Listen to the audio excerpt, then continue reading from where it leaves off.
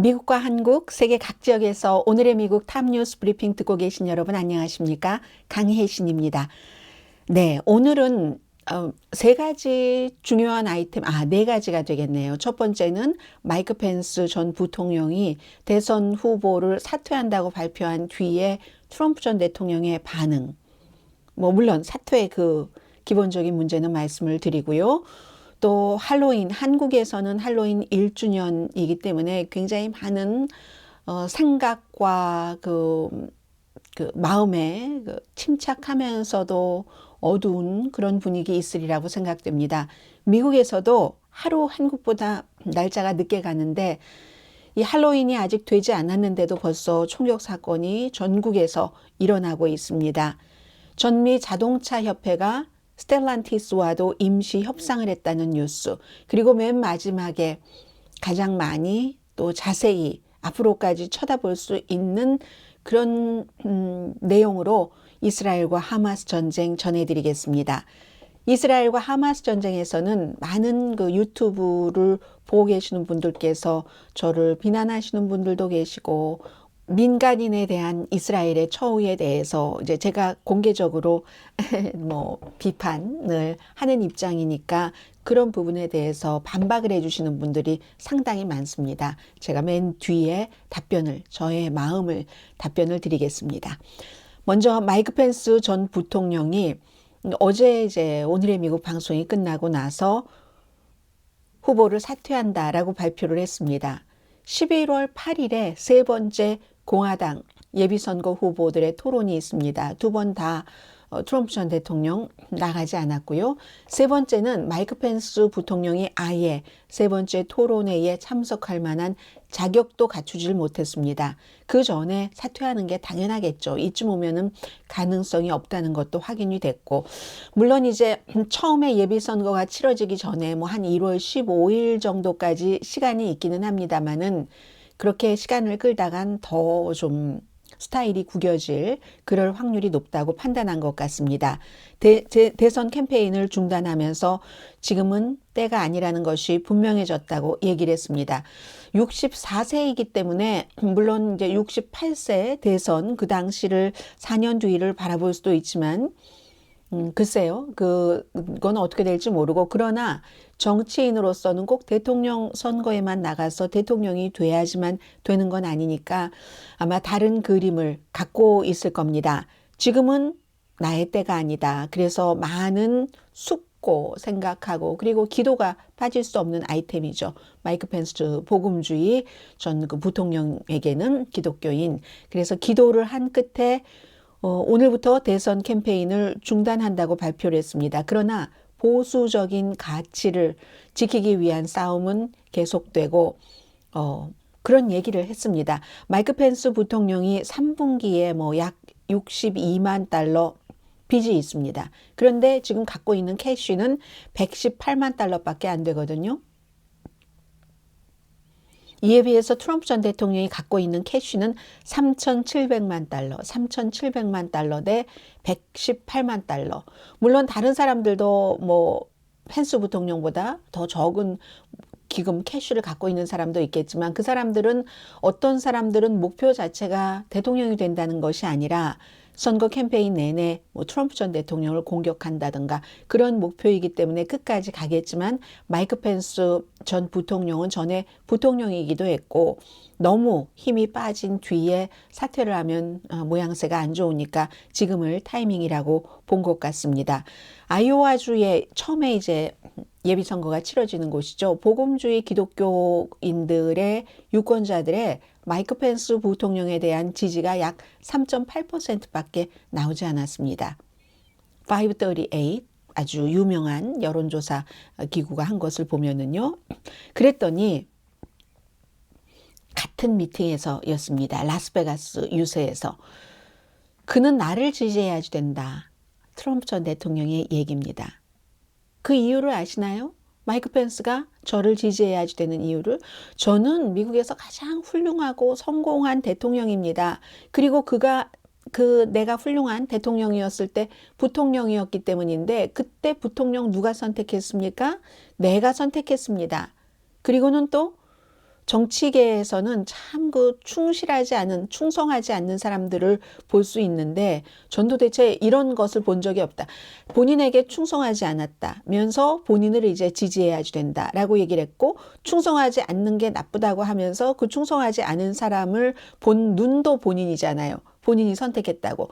그래서 굉장히 이중적인 구조의 트럼프 전 대통령의 얘기인데, 본인이 사람을 잘못 보고 잘못 선택을 했다가 아니라 내가 그 사람을 선택해서 나의 부통령 아래서 여러 가지 좋은 일들을 영광을 했는데, 결국은 마지막에는 1월 6일 의사당 그 폭동 사건이 있던 날 부통령의 임무, 각 주에서 선거인단이 바이든을 대통령으로 선출을 했다는 것을 보여줘서 그 집계만 하고 발표하는 게 부통령 마이크 펜스의 임무였는데, 마이크 펜스는 그냥 숫자가 오면 집계해서 발표하는 것까지가 헌법이 부통령에게 부여한 임무라고 했고, 그게 또 사실이고요, 법적으로. 그러나 트럼프 전 대통령 측에서는 그게 아니다, 이걸 뒤집어야지 된다 해서 뒤로 뭐 선거인단, 가짜 선거인단도 만들고 한 60번이 넘는 고소도 하고 다 지고 했었던 거잖아요. 그 일 때문에 결국은 트럼프 전 대통령도 분노했고, 트럼프 전 대통령의 거짓 주장 두 가지, 내가 대통령이다, 바이든이 아니라 첫 번째, 두 번째, 부통령이 선거인단, 각 주의 선거인단이 표를 가지고 와도 그걸 뒤집을 수가 있다 라는 이 두 가지 트럼프의 주장을 믿는 참 어리석은 트럼프 전 대통령의 지지자들의 분노도 사서 끝내 그걸 풀지 못하고 전 부통령인데 제일 먼저 후보직에서 사퇴하는 사람이 됐습니다. 크리스 크리스티 전 뉴저지 주지사는 마이크 펜스와는 달리 트럼프 전 대통령을 때리기 위해서 출마한 사람입니다. 잘 됐다. 이제 한 사람 한 사람씩 이렇게 정리가 되는 게 트럼프 대 더 적은 사람 그룹, 이렇게 해서 이득이다, 뭐 이런 얘기를 하고 있고요. 자, 이렇게 해서 마이크 펜스 부통령은 헌법적인 위기, 뭐 그렇게 했다간 감옥에 가 있을지도 모르죠, 이미.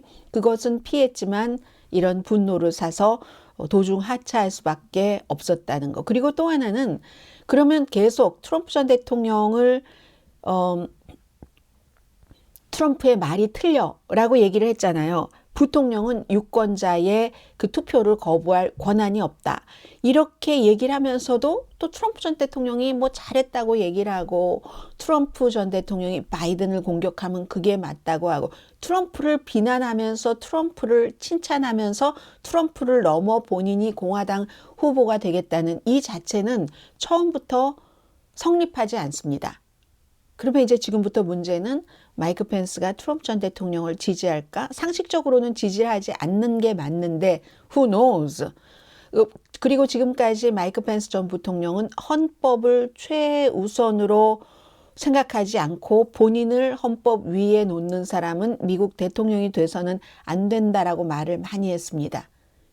그런데도 불구하고 트럼프를 지지한다면, 그래서 저는 트럼프 전 대통령을 공식 지지하기가 힘들다고 보여진다. 상식적으로는 그렇게 보여지는데 정치계에서는 어떤 이유와 해설을 달아서 또 뭐 maybe 마이크 펜스 전 부통령은 트럼프 전 대통령이 대통령이었을 때 그야말로 누구보다도 충성을 했었던 사람이잖아요. 그렇기 때문에 어떤 형태로 트럼프가 무엇을 그에게 제안을 할 수 있을지, 어떻게 변화할지는 알 수 없습니다. 그리고 또 중요한 것은 두 사람 모두 저 후보 사퇴하겠습니다. 사퇴했어? 그럼 나를 공식 지지하는 게 맞지? 라고 얘기한 이 두 사람 모두 라스베가스에서 열린 어떤 미팅에서 그런 말을 했냐면요. 유대인 연합체의 이벤트에서. 그러니까 미국에서 이 주이시의 힘은 그 정도로 막강한 겁니다. 이 얘기는 간단히 전해드리죠. 며칠 전에 전미 자동차 협회의 노조가 포드사와 임시 협상을 했습니다. 그리고 이번에는 스텔라티스가 무슨 다지, 크라이슬러, 그리고 또 뭐 많은 여러 개의 회사들을 이제 다 합병을 한 그런 이제 다국적 회사잖아요. 그래서 이제 뭐 제일 유명한 회사가 그 크라이슬러고요. 해서 스텔라티스와도 임시 협상을 했습니다. 전미 자동차 협회가 역사상 처음으로 세 개, 포드, 제너럴 모터스, 스텔라티스가 함께 동시에 뭐 모든 사람들이 다 파업한 건 아니지만요. 동시에 파업을 한 게 역사상 처음인데, 자, 이리하여 포드와 스텔라티스와 협상을 했으니까 이제 제너럴 모터스와 협상만 남았습니다. 스텔라티스와의 협상에서 뭐 한 5천 개 일자리를 구했고, 그리고 계약이 끝나는 2028년 이후에도 또 5천 개 정도는 구한다. 이게 인공지능, 전기자동차 이런 것과도 다 연관이 돼서, 그리고 또 하나 노조가 더 중요하게 생각하는 것은 2008년, 2009년 금융사태 때 이 노조원들이 다 봉급도 삭감하고 해가면서 회사를 살렸는데, 이 회사들은 팬데믹 지나면서 뭔가 그 공급망 부족 등 이런 것도 겪고 해서 자연스럽게, 예전에는 경쟁이 너무 심해서 자동차 회사들 간에 많이 만들어 놓고 사람들에게 뭐 선택의 폭을 주고 나서 나중에 막 세일하고 앞으로 남고 뒤로 미치고 이런 장사를 많이 했거든요. 그런데 공급망 이후에 오히려 딱딱 그 맞는 그 정도만, 재고가 좀 덜하게, 재고가 없이 물건이 부족했죠, 오히려. 그렇게 해서 이윤이 굉장히 많이 남아서 고위 간부들은 너무너무 많은 어떤 혜택, 금전적인 이런 것을 보는데, 우리는 2008년, 2007년도 금융사태 때 봉급 막 10%, 20%, 30% 깎이고 했던 것조차 메이크업 해주지 않았다. 그런 것들을 지금 굉장히 강조하는데, 그게 됐는지는 아직 자세히는 모르겠습니다만은 적어도 25% 정도 임금 인상, 그리고 이제 인플레이션에 따른 정기적으로 이제 임금을 인상하는 그런 안이 포함이 된답니다. 6주일 동안 파업을 했으니까 얼마나 큰 손실이 회사에 있었겠습니까? 그래서 뭐 이번 주가 주식시장 많이 출렁거렸던 이유 가운데 하나가 회사의 이윤이 발표된, 실적이 발표된 그런 시기였기 때문에 그렇잖아요. 제너럴 모터스가 3분기에 31억 달러를 이익이 있었다라고 발표를 했지만 파업으로 인해서 8억 달러 정도 손실이 발생했다. 그러면 뭐 40억 달러 이상이어야지 되는데 31억 달러였다. 이런 것이고요. 합의가 없으면 앞으로 일주일 동안에 뭐 2억 달러씩 손해를 더 본답니다. 포드는 예상보다 낮은 수익률 보고했습니다. 이번 파업으로 13억 달러 손실을 봤다고 하고요. 스텔란티스는 뭐 크라이슬러, 다지, 집도 들어가네요. 램도 들어가고, 그럼 그 모 회사죠. 다음 주에 3분기 실적을 발표를 합니다. 그리하여 역사상 최초의 3사의 합동 파업. 뭐 기본적으로는 한 33% 이렇게 저렇게 다 따지면 임금이 인상돼서 뭐 시간당 42달러 받는 사람들 많고요. 그리고 처음에 들어오는 직원들, 또 임시 직원, 파타임 직원들은 임금 인상률이 상당히 높답니다. 또 아주 제일 작게 받는 사람은 뭐 스텔라티스에서 165% 인상도 가능하다고 하는데, 이건 이제 굉장히 작게 받는 사람들이라는 거고요. 그리고 새로 들어오는 사람도 전에는 한 8년 정도가 돼야지 받을 수 있는 최고점 금액에 도달을 했는데, 이제는 3년 정도로 그렇게 해서 합의를 했다고 합니다. 내일 모레가 미국은 오늘 29일이죠. 30, 31일 할로윈데이입니다. 할로윈 파티를 하던 도중에 총격 사건이 여기저기서 발생을 했습니다. 지금 가장 자세히 정황이 드러난 거, 오늘 새벽 3시쯤 플로리다주 템파에 있었던 할로윈 파티에서 총격 사건으로 적어도 2명이 숨졌는데 14살 청소년도 숨졌고요. 그런데 14살 청소년이 숨졌는데 그 아버지가 하시는 얘기가, 총으로 아이를 잃은 내 아이 두 번째로 이번에 총으로 잃은 거다. 도대체 할 말이 없습니다. 정신도 몽롱합니다. 이렇게 아버지로서 당연히 하실 수 있는 그런 마음 상태 아니시겠어요?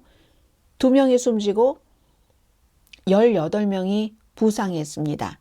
적어도 2명의 용의자가 새벽 3시에 템파에 있는 이버시리에서 총격 사건을 일으켰는데, 처음에 12발, 나중에 또 8발. 그러니까 사람들이 파티장에서 막 금속 테이블을 막 넘어뜨리고 그 뒤에 숨고 하는 과정에서 크고 작게 다친 사람들도 많이 있겠죠. 두 그룹 간의 싸움에 할로윈 파티에 갔었던 대체로 젊은 사람들이 많지 않겠어요? 수많은 사람들이 관련된 겁니다. 그래서 막 사진, 비디오 같은 거 보면 경찰과 일반인들이, 바이스탠더들이 옆에 길에 막 할로윈 복장을 하고 한 사람들 막 구조 작업하고 응급조치 취하고, 한 명은 구속했는데 아직 기소는 안 된 것 같고요. 피 묻은 뭐 할로윈 의상이라든가, 그리고 목숨 걸고 달리는 사람들의 모습, 뭐 이런 모습들을 보면서 이태원 그 참사만큼은 아니지만 그게 다시 또 떠올려지는 그런 그 로스앤젤레스, 미국의 혼돈의 시간입니다. 자세히는 말씀드리지 않겠습니다. 인디애나폴리스에서도 성인 여성이 숨졌고 8명이 부상했습니다. 시카고의 웨스트사이드 파티에서도 최소한 26살에서 53살 사이의 남녀 15명이 총에 맞았습니다. 최소한. 2명은 지금 위독하다고 하고요. 이 경우에는 경찰이 총격 사건을 목격을 해서 범인이 막 도망치다가 잡혔다고도 하고요. 이런 일들 아마 이게 끝이 아닐 겁니다. 오늘, 내일, 모레, 할로윈데이 그날까지, 그러니까 11월 1일 아침에 여러분들께 어떤 뉴스를 전해드릴지 너무 걱정이 됩니다.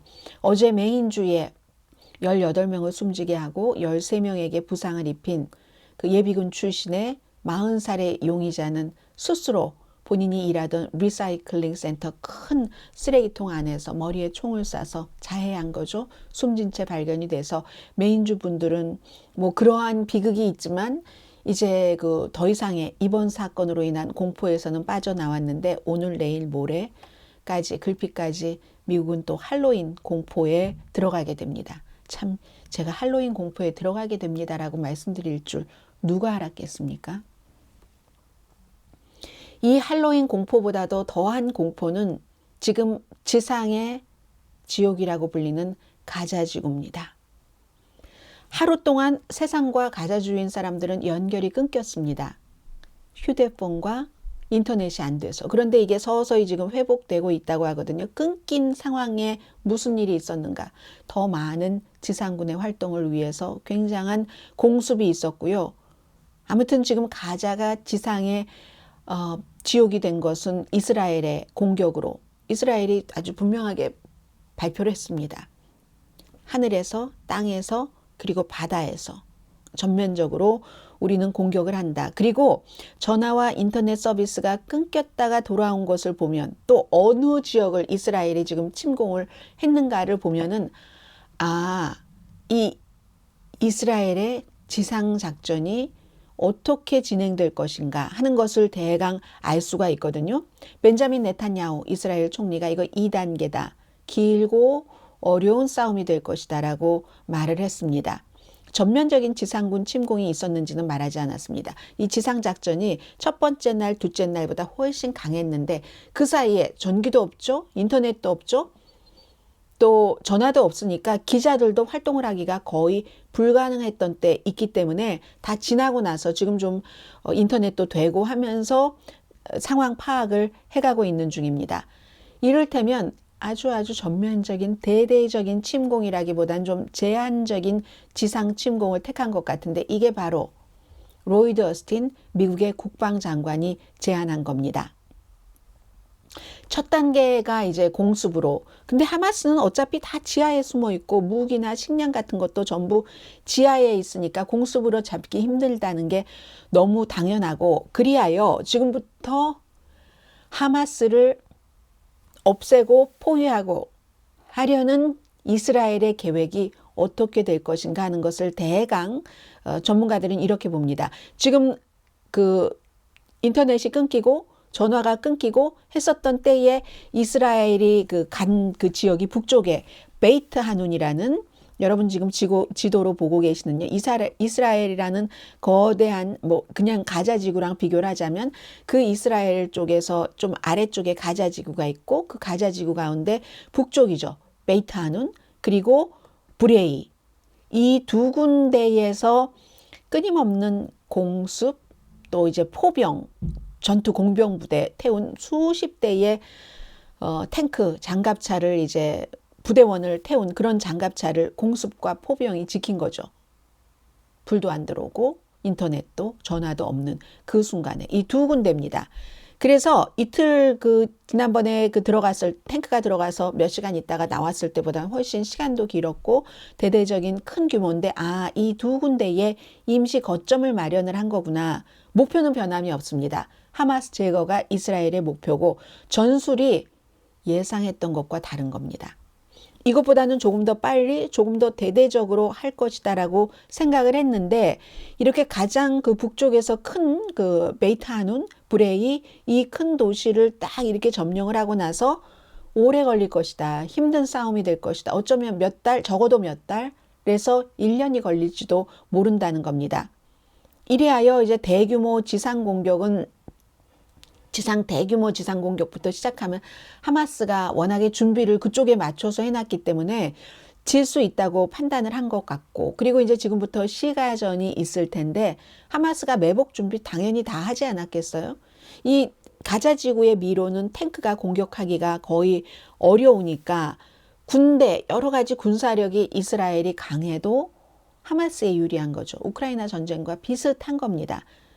민간인 사상, 기관시설 피해는 당연히 가지고 가는 거고, 세계적으로 그렇기 때문에 휴전 압박을 하는 겁니다. 민간인 때문에. 이 휴전에 대해서 140개 국가가 지지를 했고, 미국과 이스라엘을 포함해서 14개 국가가 반대했습니다. 그 반대쪽으로 많은 국가가 휴전을 원하는데, 그리고 나머지 45개 국가, 영국, 프랑스, 일본, 이런 인도, 이런 나라, 한국, 전부 이제 기권을 한 거고요. 애매모호한 거예요. 미국 편이기는 한데 휴전하지 않고 들어가는 것을 지지할 수는 없는 겁니다. 왜 그렇게 했어요? 민간인 때문에. 휴전으로 압박을 받고 있으면서도 들어갔습니다. 그러니까 느린 전투를 하겠다는 얘기잖아요. 느린 전투라는 것은 포위하겠다는 거죠. 하마스를. 미로 같은 그 터널에 연료와 먹을 것과 여러 가지 필수품, 심지어 하마스 대원까지 들어가 있으니까. 그런데 이걸 어차피 짧게 안 하기로 했으면 그럼 장기간 해야지 모자라잖아요. 연료도 모자라고 뭐도 모자라고 다 모자라면 밖으로 나올 수밖에 없죠. 저장해놨던 것이 다 없어지게 되면 그런 것. 그리고 이제 그 터널이기 때문에 연료나 전력 같은 연료 모든 것이 있어야지 터널이니까 공기도 신선하게 바꾸고 모든 활동을 할 수 있잖아요. 빛도 없고 하니까. 그래서 지상으로 나오게 하는, 그러니까 조금 더 하마스가 예상했었던 것보다는 처음에 이 전쟁이 시작됐을 때보다는 이스라엘이 좀 길게 잡고 가는 그런 일이죠. 그런데 그렇다고 이스라엘에 다 좋으냐? 이스라엘 전술도 여전히 제약이 있습니다. 인질이 잡혀 있잖아요. 인질이요. 지금 보면은 전체적으로 220 몇 명이라고 하고 대강 추산하는 게 41개국 사람들입니다. 태국 사람들이 4분의 1 정도 되잖아요. 그건 태국 사람들이 가난한 태국 사람들이, 부자 태국 사람들도 많을 테니까요. 왕족도. 가난한 태국 사람들이 이스라엘에 일하러 갔다가 노동자로 갔다가 그렇게 갔다가 잡혀갔잖아요. 파티하는 이런 곳에서. 그래서 그렇게 많고 외국 국적이 41개 국가입니다. 220명. 그중에서 지금 풀어준 사람은 4사람밖에 안 되고요. 아무튼 이래서 이 제한된 지상작전이란 또 길어지면은 인질을 하마스가 어떻게 할 것인지 인질 가족들이 벌써 불만하기 시작했습니다.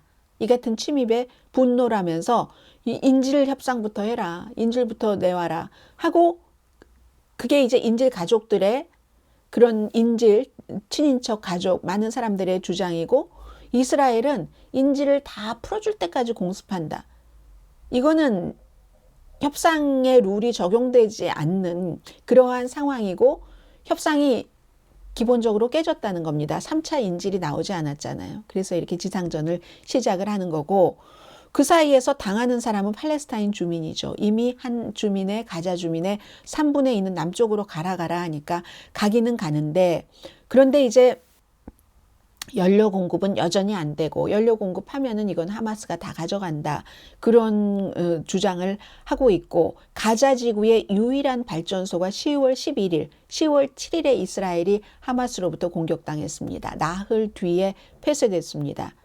병원 발전기 거의 지금 힘들고 빵집도 어떻게 해서 빵을 구울 수는 있는데 이젠 이것도 어떻게 될지 모르고 이스라엘이 레드라인을 넘었다라고 생각하는 사람도 있지만 미국은 존 커비 백악관 대변인이 국가안보 대변인이 우리는 한계선을 긋지 않았다라고 얘기합니다. 이렇게 겉으로는 얘기하면서 뒤로는 또 바이든 대통령이 벤자민 네탄야후에게 뭐 요청하는 게 있을 수도 있겠죠. 근데 문제는 하마스를 그럼 어떻게 뿌리 뽑을 건지 이게 뿌리가 뽑히기는 뽑혀? 그리고 그 애프터에 어떻게 할 건데 포스트 워에 그 대책이 지금 없다는 것 아니겠습니까? 이미 가자 지구는 석기 시대입니다. 석기 시대로 돌아갔어요. 거의 많은 것이 부서져서 석기 시대로 돌아갔는데 재건을 어떻게 할 건데 하마스만 뽑고 이스라엘은 나오겠다는 거잖아요. 그 다음은 어떻게 할 건데 이런 전쟁의 계획도 없고 이 전략적인 딜레마가 해결되지 않을 겁니다. 전쟁이 끝나고 난 이후에도. 그래서 강제 이주, 절망, 고통, 날마다 주변 사람들이 숨지는 것을 봐야지만 되는 가자 지구의 주민들에게는 너무너무 힘든 일이고요. 그리고 지금 드디어 이스라엘이 가자 지구에 있는 병원에 대피하라는 명령을 내렸습니다. 알쿠스트 병원인데요. 이 알쿠스트 병원 의사들이 하는 얘기가 의사들이잖아요. 이스라엘이 대피하라고 명령을 내렸는데 우리 병원에 400명 환자가 있습니다. 이분들을 어디로 대피시킵니까? 그리고 많은 사람들이 중환자실입니다. 생명유지 장치가 있잖아요. 중환자실에. 그리고 인큐베이터에 있는 어린아이도 있습니다. 이 가운데는 어머니는 산모는 숨지고 살아남은 어린아이도 있을 테고 이게 뭐 지금은 완전히 불가능한 건 아니지만 대피시키는 게 불가능하진 않더라도 거의 불가능하고 그리고 그 이후에는 그럼 이 사람들은 병원이 아닌 병원 밖에서 죽을 가능성이 높다는 얘기입니다. 의사로서 우리가 할 수 없다는 얘기입니다. 병원 근처에서 아주 그 폭력적인 공격과 폭발음이 펑펑 들리고 있는데 어디로 가라고 하는 겁니까? 그리고 이 병원에 환자만 400명이지만 병원이니까 그래도 설마 폭격하겠어? 하고 14,000명의 시민이 병원에서 뜰에서 대피 중이랍니다. 이스라엘이 대피해라 하는 것은 그 밑에 예를 들어 지하 통로가 있다던가 그 주변에 뭐가 있다던가 터널이 있다던가 하는 그런 그 목표로 대피를 하라고 하는 거겠죠. 그런데 병원에서는 어떻게 대피를 하라고 하는 것인가 하는 얘기입니다. 적십자사가 병원은 도움받을 사람들 그리고 피난하는 사람들의 그런 곳입니다. 안전지대입니다. 어떤 희생을 치르더라도 사실은 병원은 보호돼야지 됩니다. 전쟁 중에도. 그러면 우리 의사들, 간호사들, 의료 종사자들은 환자를 방치를 해야지 본인이 살거나 아니면 병원을 지키면서 이스라엘의 명령에 불복하고 본인의 목숨을 걸어야지 된다는 얘기잖아요. 이건 어느 하나도 선택하기 힘든 불가능한 딜레마라는 얘기를 적십자사가 하고 있습니다. 그러나 많은 이 방송을 듣고 계신 여러분들도 그런 소리보다는 뭐 하마스를 잡으려면 할 수 없지? 라고 생각하시는 분들이 많이 계시는 것 같아요. 그리고 또 하나 이스라엘이 지금은 이제 뭐 공습으로 인한 그 인터넷 안 되고 전화 안 되는 게 서서히 회복되고 있다고 하거든요. 다는 아니지만 어차피 뭐 전화기 그 건전지 차징하는 것도 힘들어요. 전기가 안 들어오고 하니까. 그런데 그렇게 딱 인터넷도 끊기고 전화기도 끊기니까 이거 어떡하지 하면서 그전에는 막 빵가게 가서 몇 시간 줄을 서서 빵을 뭐 한 덩어리를 사오니 못 사오니 하다가 갑자기 보급 창고를 습격해 버렸습니다. 영국의 BBC와 압둘라흐만 알 킬라니 보고 계시는 이 청년입니다. 인터뷰를 했습니다. 우리에게는 밀가루도 없습니다. 여러 가지 생활 필수품, 물도 없고 화장실도 없습니다. 우리 집은 파괴됐습니다. 그런데 아무도 우리에게 관심을 쏟지 않습니다. 전 세계 사람들에게 호소합니다. 본인 얼굴을 들이밀면서 하는 얘기예요. 이렇게 모든 국제 세력은 우리를 반대합니다. 우리는 도움이 필요했고 도움이 필요하지 않았다면 이런 일을 하지 않았을 겁니다. 많은 사람들이 약탈한다고 하겠죠. 창고를 급습했으니까. 얼굴 내고 이 청년이 하는 얘기입니다. 이분은 사메르 알 아타르십니다. 우리 깨끗한 물과 음식이 필요하고 정말 배고픕니다. 굶주리고 있습니다. 이건 너무 불공평합니다. 우리 아이들이 배고픔과 목마름으로 너무 배고프고 너무 목이 말라서 밤에 잠을 못 잡니다. 아이들에게 물과 음식을 줘야지 됩니다. 이 청년과 이분께 이스라엘을 지지하시는 분들이 손가락질을 할 수 있습니까? 약탈한다고? 아이디가 71721인 분께 제가 답변을 드리겠습니다. 아주 길게 내용을 성의 있게 적어주셨어요. 그런데 이제 제일 처음에 시작이 큰 그림을 보지 않고 민간인 희생하는 부분을 확대시키고 진짜 중요한 부분을 축소시키는 논평에 문제가 많다는 그런 그 말을 해주셨습니다. 거기에 대해서 제가 답변을 드리겠고요. 이분이 이런 말씀도 하셨습니다. 중간에 쭉 가면은 성경에는 땅 주인이신 하나님이 누구에게 가나안 땅을 주셨던가요? 가나안, 즉 지금의 이스라엘 땅을 주실 때 거기에 거주하는 모든 것, 심지어 갓난아기까지 전멸시키는 명령도 하셨지요. 느낌표. 그들의 죄악이 너무 악했기 때문이죠. 이렇게 얘기를 하셨습니다. 제가 성경에 대한 말씀은 드리지 않겠습니다. 정치에 대해서도 말하지 않겠습니다. 우리는 팔레스타인인이 아니기 때문에 팔레스타인이 왜 양쪽으로 갈라져서 파타당을 지지하는 사람들도 있고 하마스를 지지하는 사람들도 있는지, 파타당을 택했던 하마스당을 택했던 그에 대한 말과 생각을 우리의 내장부터 가슴에서 머리까지 끄집어내서 자연스럽게 나오기에는 팔레스타인인이 아니고 또 그쪽의 전문가가 아니기 때문에 전문가라도 팔레스타인인이 아닌 이상 그런 말을 할 수 있는 바탕은 부족하다고 생각합니다. 그래서 저는 민간인 부분만 말씀을 드립니다. 민간인 부분은 누구나 말할 수 있고 누구나 전문가고 누구나 인간적인 문제입니다. 이스라엘이 중동의 아랍 국가들에 툭 둘러싸인 유일한 민주주의 국가이기 때문에 미국도 지지하고 이스라엘을 보호합니다. 미국이 이스라엘에 가장 많은 지원을 합니다. 국방비를. 그리고 여러 가지 종교적인 것도 있지만 그런 것 다 제외하고 지정학적인 면에서만 볼 때 그 민주주의 가치라는 게 뭐 여러 가지가 있잖아요. 근데 가장 중요한 건 결국은 뭐 사람의 생명을 소중하게 생각하고 사람의 생명을 수단으로 사용하지 않는 것 아닌가요? 뭐 그걸 민주주의 가치다 뭐다 말할 필요가 뭐가 있어요. 인륜인데 누구나 다 아는 일인데. 그런데 이분은 71721 큰 그림을 보지 않고 민간인이 희생하는 부분을 확대시키고 진짜 중요한 부분을 축소시키는 논평에 문제가 많습니다. 제가 답을 드리겠습니다.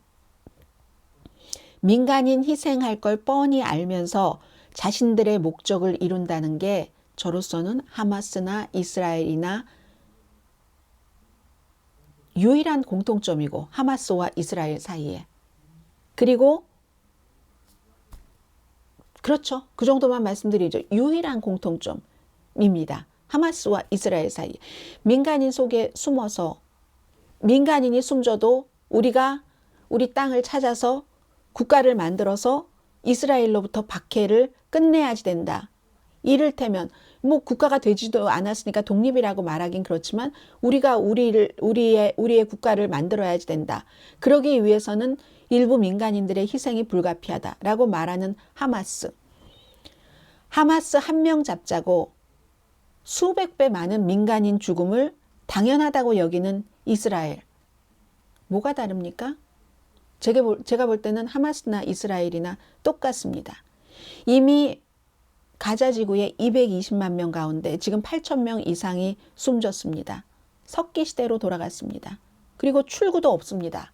부수기만 하고 나온다고 하니 이런 이스라엘과 하마스가 지도부가 뭐가 다릅니까? 이게 저의 답입니다. 오늘의 미국 탑뉴스 브리핑 여기서 마치고 내일 정규방송 시간에 뵙겠습니다. 강혜신이었습니다.